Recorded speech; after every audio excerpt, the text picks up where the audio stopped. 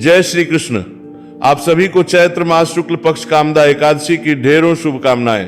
प्रिय दर्शकों, आज के इस वीडियो में हम बात करेंगे कि चैत्र मास के शुक्ल पक्ष की एकादशी, जिसे कामदा एकादशी कहते हैं, तो कामदा एकादशी का व्रत किस दिन किया जाएगा, एकादशी किस दिन है, सूर्य के मुख से एकादशी कब है, आप जानते हैं। इसको अनुचित दिन पर अगर किया जाए तो ये नरकगामी भी बनाती है। शास्त्रीय हम क्या कहते हैं कि इस एकादशी को करना कब चाहिए, कैसे ये एकादशी नरकगामी बना सकती है, वो कौन सी गलती है जो हमें नहीं करनी है इस एकादशी में, इस एकादशी की पूजा विधि क्या है, नियम क्या है और किस विधि से ये व्रत किया जाएगा, इस प्रकार से संपूर्ण शास्त्रीय जानकारी प्रदान करेंगे।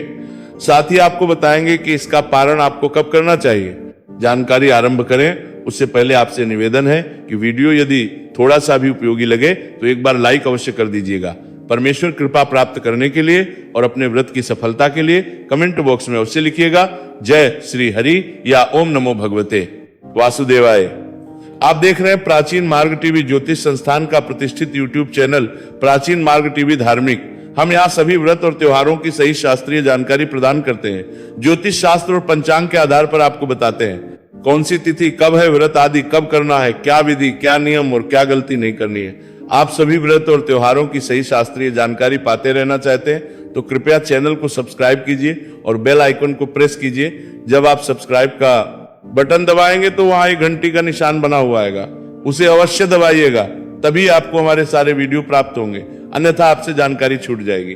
प्रिय दर्शकों, आइए बात करते हैं आने वाली एकादशी की।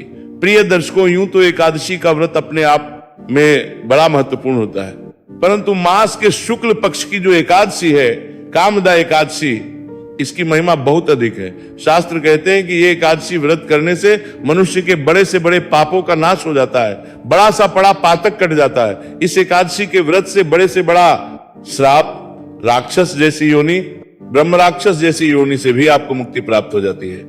वृतांत आता है कि जब धर्मनाथ युधिष्ठिर ने भगवान श्री कृष्ण से पूछा तो श्री कृष्ण कहते हैं कि हे युधिष्ठिर, इसका महत्व एक समय राजा दिलीप के पूछने पर गुरु वशिष्ठ ने बताया था, वही मैं तुम्हें बताता हूं। एक गंधारु कुमार था ललित और उसकी प्रियतमा थी ललिता। तो ये जो गंधारु थे, ये रत्नपुर नगर में राजा पुंडलिक के राज्य में राज दरबार में नृत्य किया करते थे, गायन करते थे, अपनी प्रियतमा को अत्यंत प्रेम करते थे। एक बार दरबार में ये और नृत्य कर रहे थे, साथ में इनकी प्रियतमा ना हो कि कोई और थी, तो ये अपनी प्रियतमा को याद करने लगे। इस कारण से इनका सुर बिगड़ गया। राजा पुंडरीक को यह अपना अपमान लगा और उसने इसे भयंकर श्राप दिया कि जा तू राक्षस हो जा। तो ये मनुष्यों का मांस खाने वाला राक्षस हो गया। इसकी प्रियतमा और इसकी प्रिय पत्नी ललिता इसकी मुक्ति के लिए प्रयास करती रही।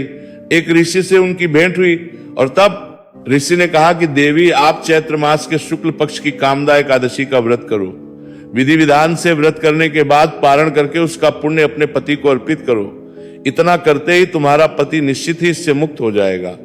जैसे ही कामदा एकादशी आई, ललिता ने किया, पूजन किया, ऋषि के बताए अनुसार विधान से संपूर्ण कार्य किया और पारण के बाद जैसे ही पुण्य अपने पति को अर्पित किया, वह तुरंत ही उस श्राप से मुक्त हो गया और पुनः बड़ा ही सुंदर गंधर्व का रूप प्राप्त कर लिया। तो भगवान श्री कृष्ण कहते हैं कि युधिष्ठिर, ये एकादशी मनुष्य के बड़े बड़े पातकों का नाश करने वाली है।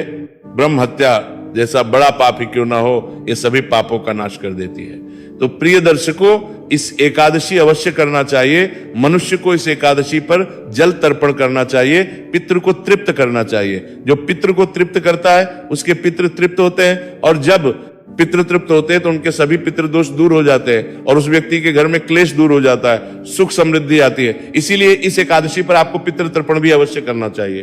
पितृ तर्पण कैसे, मैं पहले बता चुका हूं, संक्षेप में यहां बताना दूं कि स्नान आदि से निवृत्त होके और एक लोटा दीजिए तांबे का, उसमें पहले थोड़ा सा गंगा जल भरिए, फिर शुद्ध जल भरिए, एक पत्ता तुलसी का डालिए, थोड़े काले तेल डालिए, आसन लगाइए और दक्षिण दिशा की ओर मुख करके बैठ जाइए। लोटे को सामने रखिए और गीता के 7वें अध्याय का श्रवण कीजिए। हम आपके लिए प्रत्येक एकादशी और अमावस्या पूर्णिमा पर अध्याय अपलोड करते हैं। अगर वीडियो ना मिले तो यूट्यूब पर लिखिएगा गीता का 7वां अध्याय बाय प्राचीन मार्ग टीवी, तो आपको अध्याय प्राप्त हो जाएगा। गीता का 7वां अध्याय सुनिए और संकल्प करके उसका पुण्य अपने पितरों को अर्पित कीजिए, निवेदन कीजिए कि हे प्रभु, मैंने जो गीता का 7वां अध्याय सुना है, इसका संपूर्ण पुण्य मैं अपने पितरों को अर्पित करता हूं। ये प्रभु मैं प्रभु करते 7वां अध्याय सुना है, 2 ही दान तुरा उन्हें प्राप्त हो और वो इससे तृप्त हो, तृप्त हो, तृप्त हो। फिर आप जल तर्पण कीजिएगा। जल तर्पण की विधि मैं गीता के 7वें अध्याय की वीडियो में ही आपको सदा बताता हूं। उस विधि से तर्पण कीजिएगा और तर्पण करने के बाद वो जल पीपल पे अर्पित कर दीजिएगा। यदि रविवार पड़े तो पीपल को अर्पित नहीं करना है, उस दिन या तो बरगद में या किसी अन्य दैवीय पौधे में आप अर्पित कर सकते हैं। ये एक कार्य आपको एकादशी पर अवश्य करना है। अब हम बात करते हैं कि एकादशी का व्रत कैसे करना है, पूजन कैसे करना है, इसकी विधि क्या है और नियम क्या है। प्रिय दर्शकों, व्रत के एक दिन पूर्व आपको कुछ नियमों का पालन करना चाहिए। जैसे शहद का प्रयोग वर्जित है, 3 दिन के लिए मना है, तो ध्यान दीजिएगा, मसूर की नहीं खानी है। दशमी तिथि को आपको व्रत के एक दिन पूर्व लहसुन, प्याज आदि का त्याग कर देना है। चने का साग नहीं खाना है। जो भी माताएं बहनें हैं, ध्यान दें कि बाल धोने का जो काम है वो इसी दिन करें, दशमी तिथि को ही, व्रत के एक दिन पूर्व, क्योंकि एकादशी और द्वादशी में बाल धोने की मनाही होती है। और ब्रह्मचर्य धारण कर लें, क्योंकि ब्रह्मचर्य का जो नियम है वो आज से आरंभ होगा और तक आपको पालन करना है। क्योंकि एकादशी का जो व्रत है वो एक दिन का व्रत नहीं, ये त्रिदिवसीय अनुष्ठान होता है। 3 दिन के नियम होते हैं। एक वक्त का भोजन कहा गया है शास्त्रों में कि आपको दोपहर के बाद अन्न नहीं खाना चाहिए। अगर आप इस नियम का पालन कर पाए तो बहुत उत्तम है। रात्रि काल को दंत धावन करके सोइए, जिससे कि अन्न का कोई दाना मुंह में ना रहे। अगले दिन सूर्योदय से पहले उठ जाइए। उठने के बाद स्नान आदि करके स्वच्छ वस्त्र धारण कीजिए। स्वच्छ वस्त्र धारण करके आपका जो पूजा स्थल है वहां पर पूजन के लिए बैठ जाइए। यहाँ एक बात बताता चलूं कि आपको सुबह के समय जो आप दंत धावन करते हैं एकादशी व्रत में, तो जो आप मंजन या टूथपेस्ट प्रयोग करते हैं ना, इनका प्रयोग ना करें। अगर व्रत वाला मंजन आपके पास है तो उसका प्रयोग करें। आपके पास नहीं है तो कमेंट के माध्यम से पूछ सकते हैं, पता कर सकते हैं कि कहां से मिलेगा। क्योंकि ये जो मंजन और टूथपेस्ट आप बाजार से लेते हैं, इनमें या तो नमक आता है या केमिकल, और दोनों ही चीजें आपके व्रत को खंडित करते हैं। तो व्रत वाले मंजन अधिक उत्तम रहेगा। इस प्रकार से स्नान आदि से निवृत्त होकर स्वच्छ वस्त्र धारण करके पूजा की सभी सामग्री को एकत्रित कीजिए। जो पूजा का स्थान है जहां बैठ के आप पूजन करते हैं, एकादशी का जो भी उपयुक्त स्थान है, घर में सारी सामग्री एकत्र कर लीजिए। सामग्री के रूप में क्या होना चाहिए आप एक बार नोट कीजिए, आप समय से लेकर रखिएगा। भगवान श्री विष्णु का कोई चित्र, प्रतिमा या स्वरूप, उनको स्थापित करने के लिए चौकी की आवश्यकता होगी। पान, सुपारी, लौंग, इलायची, धूप, दीप, नैवेद्य, पुष्प, इत्र, जनेऊ और चौकी पर बिछाने के लिए पीला या लाल वस्त्र, ये सभी सामग्री की आवश्यकता होगी। इसके अतिरिक्त पंचामृत बनाने के लिए कच्चा दूध, दही, घी, शक्कर और गंगा जल की आवश्यकता होगी।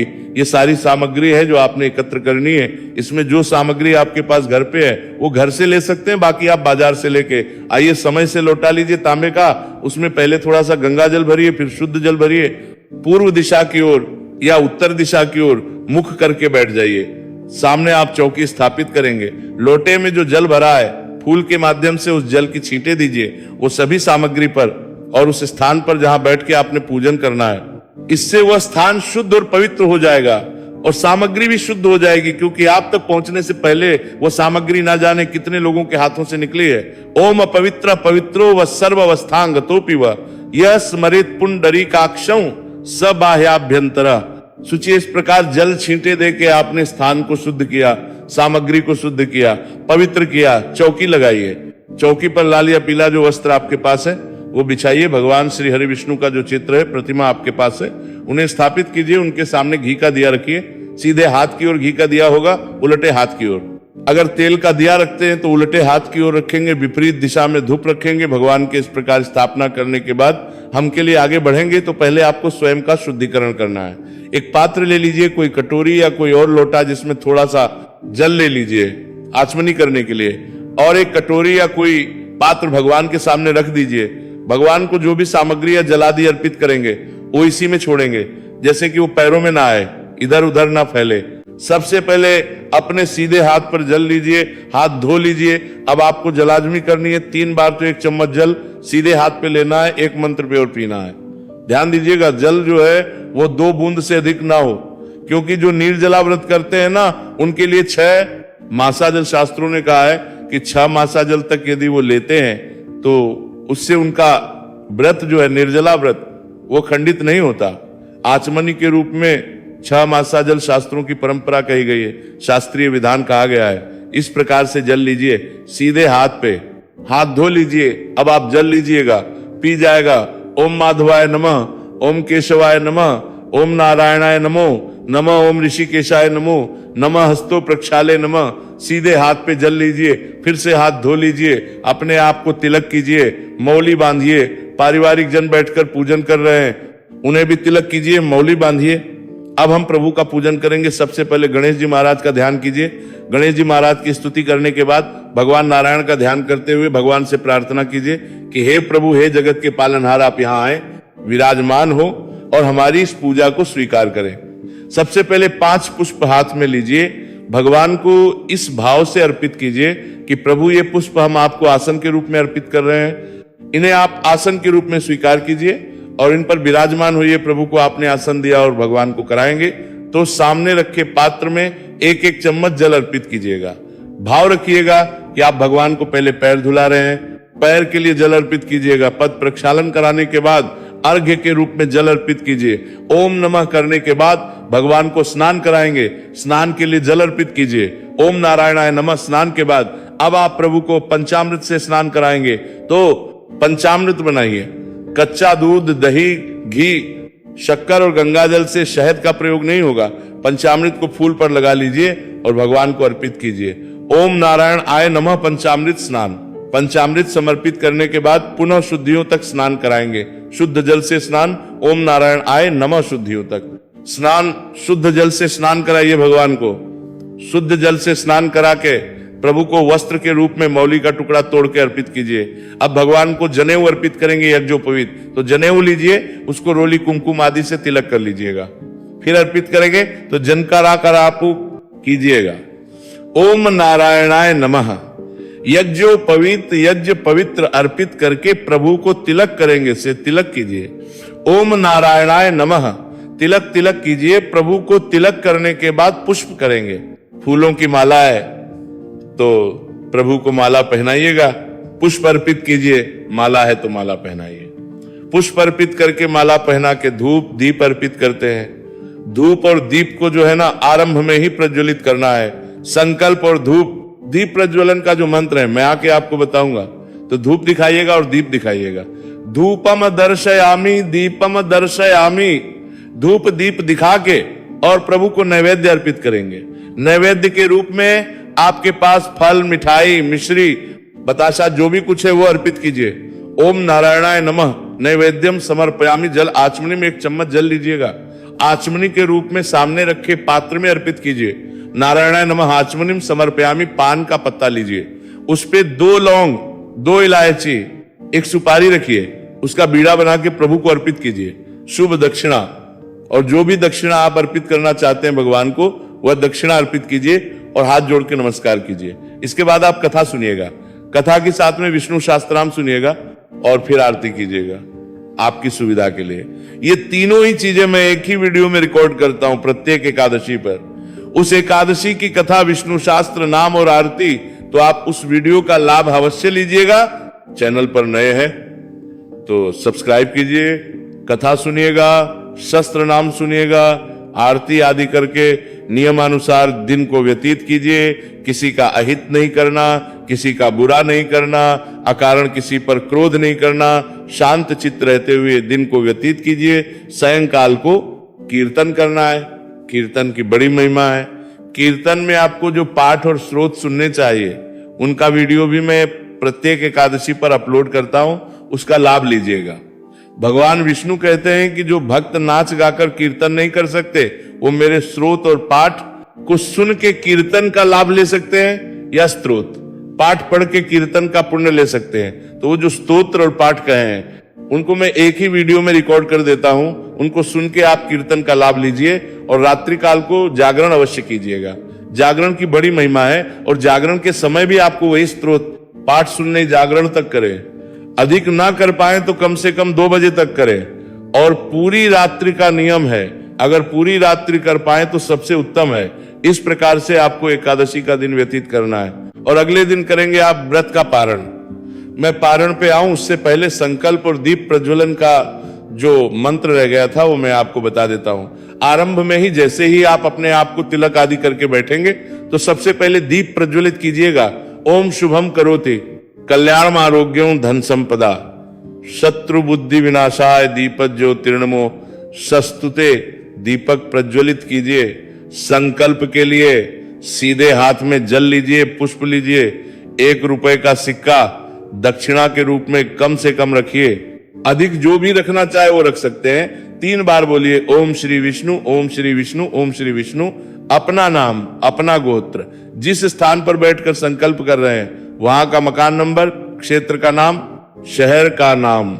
चैत्र मास है, शुक्ल पक्षी, रविवार श्रेय, एकादशी पुण्य तिथि व आयु आरोग्यता प्राप्त, या अर्थाय सुख संपत्ति प्राप्त, अर्थात भगवान नारायण प्रसन्न, अर्थाय एकादशी व्रत।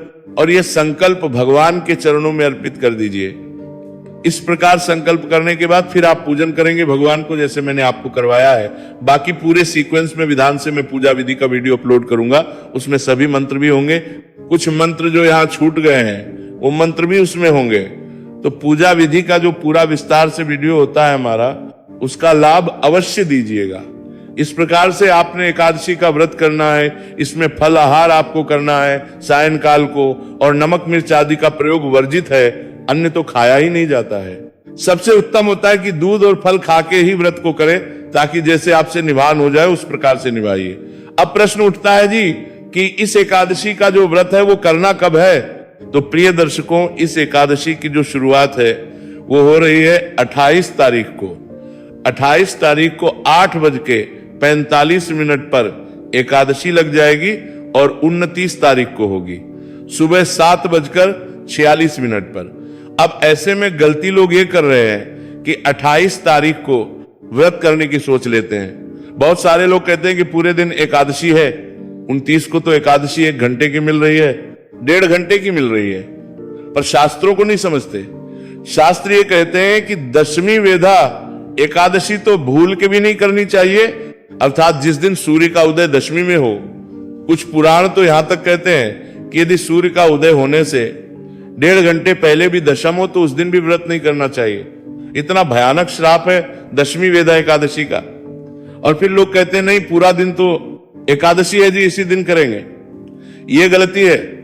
भगवान शंकर माता पार्वती को गौरी शंकर संवाद में कहते हैं कि पार्वती, जो मनुष्य दशमी वेदा एकादशी करता है, ये समझो कि वो अपने लिए नरक की कामना कर रहा है। इसीलिए दशमी वेदा एकादशी भूल से भी नहीं करनी चाहिए। तो प्रिय दर्शकों, व्रत करना है 29 तारीख को। शास्त्रों में एकादशी का व्रत द्वादशी के दिन या उस दिन जिस दिन सूर्य के मुख से एकादशी है उस दिन कहा गया है। दशमी वेदा एकादशी पाप उत्पन्न करती है। तो इस वीडियो को जितना हो सके लोगों के पास पहुंचाए, जिससे कि लोग सही जानकारी प्राप्त करके सही दिन पर व्रत को कर पाएं, क्योंकि ये बहुत बड़ा पाप है दशमी वेदा एकादशी करना। तो 29 को आप व्रत करेंगे, रविवार का दिन रहेगा, तो इस दिन पीपल पर जल नहीं देना है, इसका ध्यान दीजिएगा। और बताऊं आपको कि पूजा के लिए शुभ समय रहेगा 9:15 बजे से और 11:15 तक कल्याणकारी समय है। इसमें पूजन कीजिए, और अगर जल्दी करना चाहते हैं तो 7:45 बजे के बाद भी कर सकते हैं। यदि जानकारी एकादशी के विषय में कुछ और पूछना चाहें, कहना चाहें, तो कमेंट बॉक्स में लिख के पूछ लीजिएगा। भगवान नारायण सबका कल्याण करें। जय श्री कृष्ण।